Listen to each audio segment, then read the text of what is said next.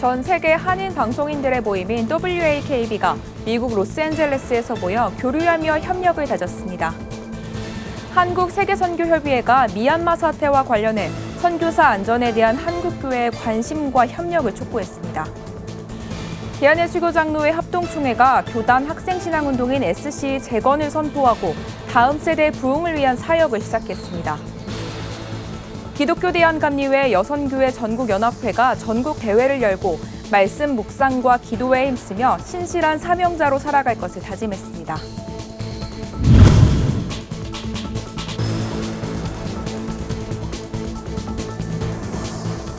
안녕하십니까. 구티비 뉴스입니다. 전 세계 한인 방송인들이 모처럼 미국 로스앤젤레스에서 모여 교류하고 협력 방안을 논의하는 시간을 가졌습니다. 정세균 국무총리도 한국 문화 전파에 앞장서고 있는 한인 방송인들에게 감사의 인사를 전해왔다고 하는데요. 유창선 기자의 보도입니다. 전 세계 한인 방송인들의 교류와 협력을 목적으로 설립한 세계 한인 방송협회 WAKB가 미국 로스앤젤레스에서 정기총회를 개최했습니다. 당초 지난해 4월에 열릴 예정이었지만 코로나19로 1년 연기됐습니다. 한국의 혼을 심어 한류의 꽃을 피운 하나된 한인 방송을 주제로 열린 이번 총회에는 전 세계 60여 한인 방송사 관계자들이 참석했습니다. 참석자들은 코로나19로 미뤄진 현안을 처리하는 한편 상호 협력 방안을 논의했습니다.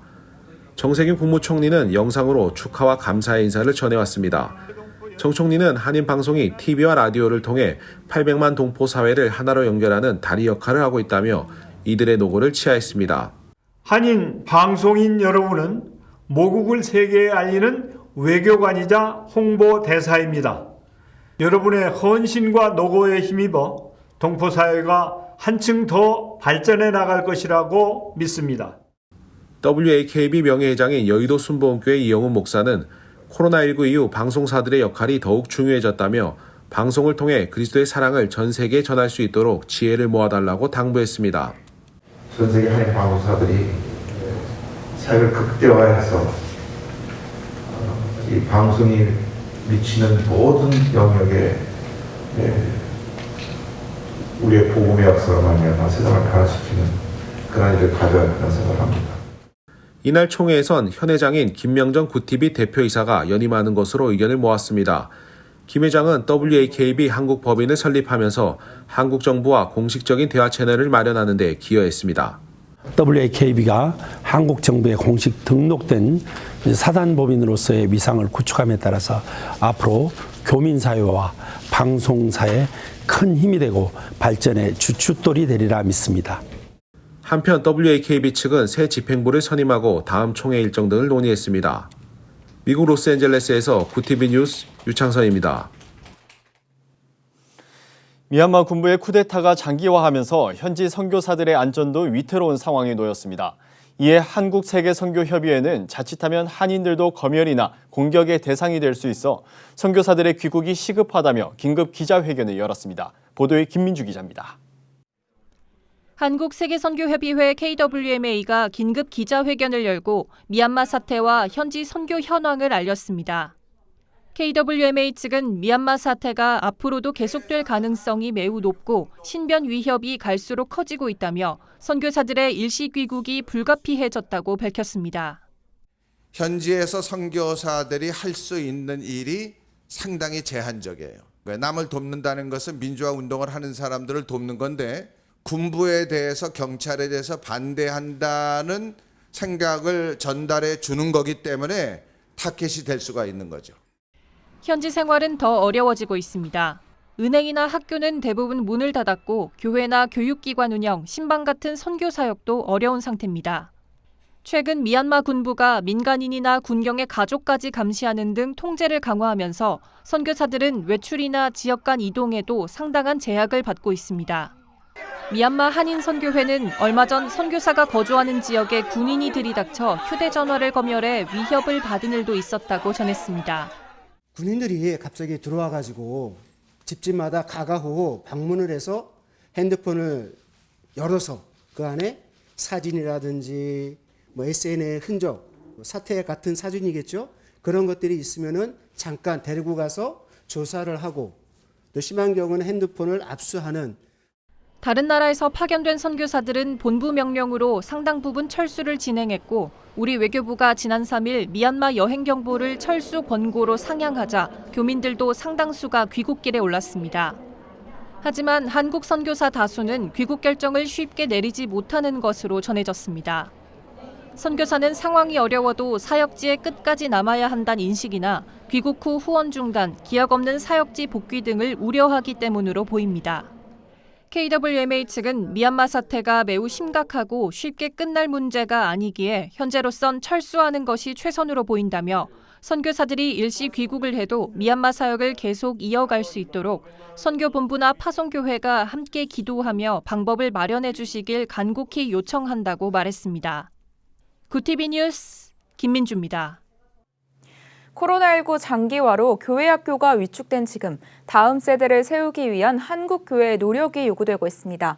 이런 가운데 대한예수교장로회 합동총회가 교단 학생신앙운동인 SC 재건을 선포하고 다음 세대 사역의 본격적인 시작을 알렸습니다. 이정은 기자의 보도입니다. 대한예수교장로회 합동총회가 교단 산하 학생신앙운동인 SC 재건에 나섰습니다. 이날 합동총회는 SC 발대식을 갖고 신앙운동 활성화를 위한 전국 조직망을 구축해 다음 세대 사역에 박차를 가하기로 했습니다. 이를 위해 합동총회는 전국 9개 권역별 SC 위원장과 노회별 지도 목사 등을 선임했습니다. 각 지역마다 다음 세대 지도자를 세워 코로나19로 무너진 교회 학교를 먼저 회복시키겠다는 겁니다. 9개 권역 SC 정책개발 전문위원장님들과 또 각 지역에 있는 권역의 총무님들 그리고 전국교회, 전국노회의 지도 목사님들을 먼저 우리가 바르게 세우고 회복시키는 것이 관건이라는. 이날 합동총회는 청소년 신앙조사 결과를 발표하고 다음 세대 사역의 필요성을 재확인하는 시간도 가졌습니다. 이번 조사 결과에 따르면 청소년 10명 중 7명 가까이가 종교가 없는 것으로 나타났습니다. 예장합동총회 소강석 총회장은 청소년들의 탈종교화 현상을 우려하며 한국교회가 조직적으로 대응해야 할 때라고 강조했습니다. 그러면서 SC 사역을 통해 학교 복음화의 불씨가 되살아나길 바란다고 전했습니다. 코로나19로 교회의 중무동물을 초토화된 상태로 그대로 둔다면 다시 일어나기는 너무나 힘들 것입니다. 공동체적으로 세워나가고 교회와 헌신된 SC 리더들을 통하여 새롭게 세워가고자 하는 것입니다. 앞으로 전국 SC 운동본부는 SC 지도자 전략 세미나와 주일학교 여름 수련회 등 다음 세대 부흥 사역에 매진할 계획입니다. 구티비 뉴스 이정은입니다. 기독교 대한감리회 여선교회 전국연합회가 제88회 전국대회를 개최하고 말씀 따라 빛으로 나아갈 것을 다짐했습니다. 대회는 코로나19로 인해 방역수칙을 준수하며 소수의 인원만 참석한 채 진행됐습니다. 이날 대회에서 기독교 대한감리회 이철 감독회장은 메시지를 통해 하나님의 일을 먼저 생각하고 자신의 이익을 내려놓으면 한국교회는 희망의 빛이 될 것이라며 그러기 위해선 깨어서 기도해야 한다고 당부했습니다. 여선교회 백사면 회장은 하나님과 깊은 교제를 한다면 어둠은 반드시 물러갈 것이라며 지금 처한 상황이 어떠하든 빛을 바라보고 있다면 하나님의 말씀은 반드시 우리를 빛으로 인도해 갈 것이라 확신한다고 전했습니다. 여선교 회원들은 선교회와 감리회 그리고 나라와 민족을 위해 뜨겁게 기도했습니다. 또 은퇴 여교역자를 위한 안식처인 엘가온 건축보고 사항을 나누고 장학기금과 감사패 전달도 진행됐습니다. 오늘의 이슈 포커스입니다. 정부와 지자체가 합동 방역 점검단을 꾸려 방역 점검에 나섰습니다. 합동 방역 점검단은 모두 9개 팀으로 구성됐으며 집단 감염이 자주 일어나는 학원이나 유흥시설, 식당 등 9개 취약시설을 대상으로 확산이 억제될 때까지 점검을 이어갑니다. 점검에서 방역수칙을 위반하는 사례가 나올 경우 집합 금지나 과태료 부과 등 엄정 조치가 취해집니다. 오는 6월부터 수도권과 전국 시 지역에 있는 주택의 보증금 6천만 원을 초과하는 임대차 계약을 맺으면 30일 이내에 지자체에 신고해야 합니다. 국토교통부는 이 같은 내용을 담은 부동산 거래 신고 등에 관한 법률 시행령 개정안을 입법 예고했습니다. 전월세 신고제 대상 주택은 주택임대차보호법을 적용받는 모든 주택으로 고시원 등 비주택도 포함되며 임대차 보증금이 6천만 원을 초과하거나 월세가 30만 원을 넘으면 신고해야 합니다. 앞으로 스마트폰 QR코드 방식의 전자 백신 접종 증명서 발급이 가능해집니다. 질병관리청은 기존 종이 증명서의 개인정보 유출, 위변조 문제를 보완한 전자 예방접종 증명서를 스마트폰 앱을 통해 내려받아 사용할 수 있다고 밝혔습니다. 새로운 예방접종 증명서는 블록체인 기술이 적용돼 증명서의 위변조가 원천적으로 불가능하고 주민등록번호 등 개인정보는 보관하지 않도록 구현됐습니다. 한국은행 금융통화위원회가 현재 연 0.5%인 기준금리를 유지하기로 결정했습니다. 작년 7월에 이어 이번이 7번째 동결입니다. 비교적 안정된 금융시장과 부동산, 주식 등 자산시장 과열 논란 등을 고려할 때 금리 인하 필요성이 크지 않고 물가 상승 부담에 금리를 올려 소비나 투자를 위축시킬 수 있다는 우려가 금리 동결에 영향을 준 것으로 풀이됩니다. 정인이를 학대해 숨지게 한 혐의로 재판에 넘겨진 양모에게 검찰이 법정 최고형인 사형을 구형했습니다. 검찰은 학대를 통해 정인이가 사망할 수 있다는 걸 알고도 곧바로 조치하지 않은 살인의 미필적 고의가 있다고 판단했습니다. 정인이 사건의 1심 선고는 다음 달 내려질 예정입니다. 한편 자신은 몰랐다며 아내에게 책임을 떠넘긴 남편 안모 씨에게는 징역 7년 6개월이 구형됐습니다. 세월호 참사 7주기를 앞두고 세월호 참사 사건의 증거자료 조작 의혹 진상규명을 위한 특별검사 후보 추천위원회가 공식 출범했습니다. 이는 지난해 12월 10일 세월호 참사 진상규명을 위한 특검 요청안이 국회 본회의를 통과한 지 125일 만입니다. 추천위원회는 모두 7명으로 여야의 추천을 받은 4명과 함께 이용구 법무부 차관, 김영두 법원 행정처 차장, 이종엽 대한변협회장이 당연직 위원으로 참가합니다. 구티비 뉴스 최상경입니다. 구티비 월드와이드입니다. 중국의 바이두 백과사전이 우리나라 독립운동가인 윤봉길, 이봉창 의사를 조선족으로 표기한 것에 대한 시정 요구를 4개월째 묵살하고 있는 걸로 알려졌습니다. 서경덕 성신여대 교수는 바이두에서 윤봉길과 이봉창의 민족 표기를 여전히 조선족으로 소개하고 있다고 밝혔습니다. 서 교수는 지난해 12월과 올해 2월 2차례에 걸쳐 이 같은 사실을 발견하고 바이두의 항의와 함께 시정을 요구한 바 있습니다. 그는 바이두가 올바르게 고칠 수 있도록 계속 항의하고 시정을 요청할 것이라고 밝혔습니다. 아스트라제네카나 화이자의 코로나19 백신을 한 차례만 맞아도 고령층에서 강력한 항체를 형성한다는 연구 결과가 나왔습니다.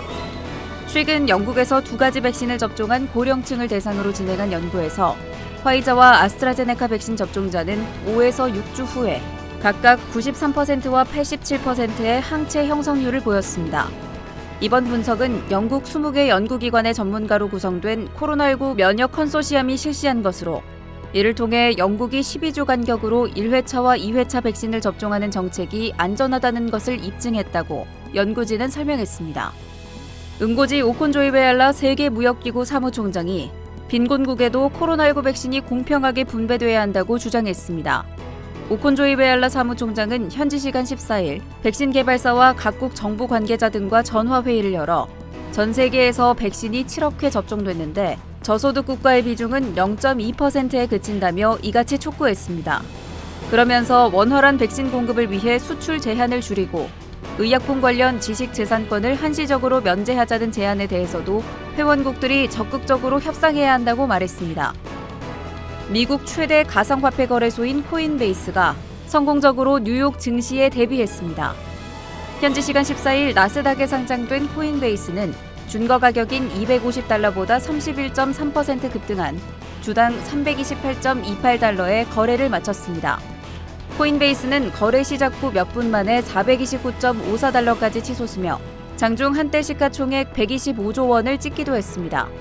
제롬 파월 미 연방준비제도 의장은 코인베이스의 상장에 대해 가상화폐는 정말로 투기를 위한 수단이라며 결제 수단으로서 활발히 사용되고 있지 못하다고 말했습니다.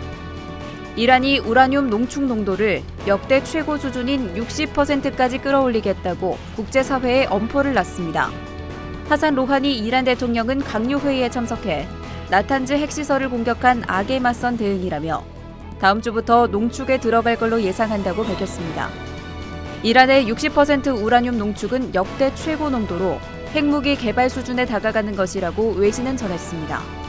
구티비 뉴스 박은결입니다. 글로벌 선교 방송단과 함께하는 교계 소식을 한혜인 기자가 보도합니다.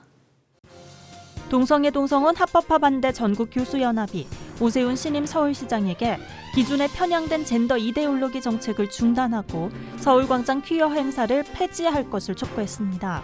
동방교연은 성명서에서 동성애자의 인권은 당연히 존중돼야 하지만 그들의 잘못된 행동조차 보호받아야 하는 것은 아니라는 점을 분명히 밝힌다고 강조했습니다.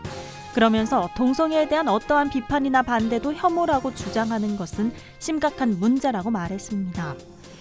미래복지재단이 장애 당사자들이 장애에 대해 솔직한 이야기를 나누는 토크쇼 썰준의 특집 방송을 방영합니다. 토크쇼는 15일과 22일 오후 5시 유튜브 RTV에서 공개되며 KBS 장애인 앵커 출신 이창훈, 유튜브 당장 만나 진행자 신홍윤, 휠체어 럭비 선수 박지은 등이 패널로 나섭니다. 이들은 장애로 인한 일상 속 경험과 면접 에피소드 등을 나눌 계획입니다. 기독교 대한감리회 소속 너와 나의 교회가 장애인의 날을 맞아 오는 25일 오후 2시 서울 마포구 너와 나의 교회에서 창립 10주년 감사 예배를 진행합니다. 너와 나의 교회는 중증장애인 류흥주 목사와 중증장애인 성도들로 구성된 교회입니다.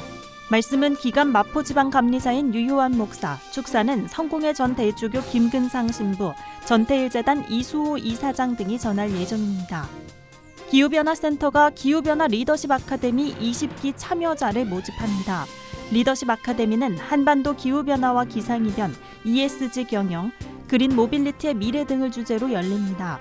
참가자 모집은 오는 23일까지며 강의는 5월 4일부터 10주간 매주 화요일 오후 5시에 노보텔 엠베서더 서울 강남에서 진행됩니다.